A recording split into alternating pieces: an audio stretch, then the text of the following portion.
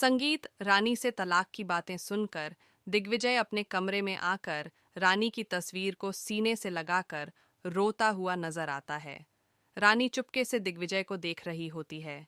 जी हाँ दोस्तों, आगे के ट्रैक में बहुत ही दिलचस्प सीन आने वाला है, जहां एक तरफ दिग्विजय और रानी के तलाक की बातें घर में चल रही होती हैं, वहीं देवू भाभी से कहते हुए नजर आती है कि सुधांशु भैया को यह कहने की क्या जरूरत थी कि रानी का यहाँ रहना कोई जरूरी नहीं है, तलाक वैसे भी हो सकता है। हाँ ठीक है, कई साल हो गए हैं। इन्हीं बातों को छुपकर सुन रही होती है रानी। दूसरी तरफ आप देखेंगे कि अब तलाक के कागजात दिग्विजय के हाथ में होते हैं और वह साइन करने ही वाला होता है, लेकिन तभी उसकी आंखों में आंसू आ जाते हैं और वह रानी की तस्वीर निकाल लेता है, जो आज भी उसने अपनी अलमारी में छुपा रखी थी। वह कहता है, रानी, आज तुम्हें गए हुए कई साल हो गए।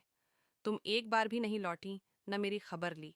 क्या तुम्हें अपने बच्चे का कोई मोह नहीं था? क्यों नहीं बताया तुमने कि हमारा बच्चा अब इस दुनिया में नहीं है? मैं तुम्हारा हर दिन, हर पल इंतजार कर रहा हूँ। मैं यही चाहता हूँ कि तुम कहीं से लौट आओ। तलाक के पेपर मेरे लिए सिर्फ एक कागज हैं। मेरे लिए तो आज भी तुम मेरी पत्नी हो और हमेशा रहोगी। इतना कहकर तस्वीर को सीने से लगाकर दिग्विजय फूट फूट कर रोने लगता है। उसके आंसू उस तस्वीर पर गिरते जाते हैं और रानी यह सब देख रही होती है। वह खुद को रोक नहीं पाती और दिग्विजय के कमरे की तरफ बढ़ती है, लेकिन तभी रास्ते में अनीशा आ जाती है और रानी एक पल के लिए रुक जाती है।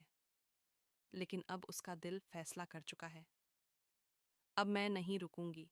मुझे पता लगाना ही पड़ेगा कि उस रात क्या हुआ था। वो मेरा भ्रम था या फिर अनीशा की कोई चाल।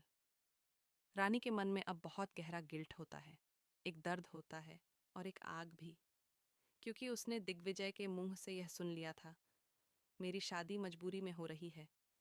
मैं अनीशा से दिल से शादी नहीं करना चाहता। मैं आज भी सिर्फ रानी से प्यार करता हूँ। लेकिन मैंने माँ से वादा किया है कि मैं अनीशा का दिल नहीं तोड़ूंगा, इसलिए मुझे यह शादी करनी ही पड़ेगी। अब जब रानी यह सारा सच दिग्विजय के मुंह से जान चुकी है, वह खुद से कहती है, दिग्विजय आज भी मुझसे प्यार करता है। तो फिर वो रात, वो धोखा था या कोई चाल? क्या अनीशा हमारी मोहब्बत को तोड़ने की साजिश रच रही थी?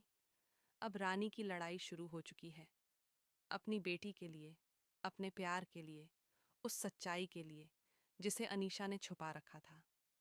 अब देखना दिलचस्प होगा कि रानी इस घर में रहते हुए कैसे खोलेगी अनीशा की पोल और कैसे रोकेगी दिग्विजय की जबरदस्ती की शादी को। क्या रानी फिर से अपने टूटे हुए रिश्ते को जोड़ पाएगी? क्या दिग्विजय की आंखों के आंसू अनीशा की साजिशों को बहाकर ले जाएंगे?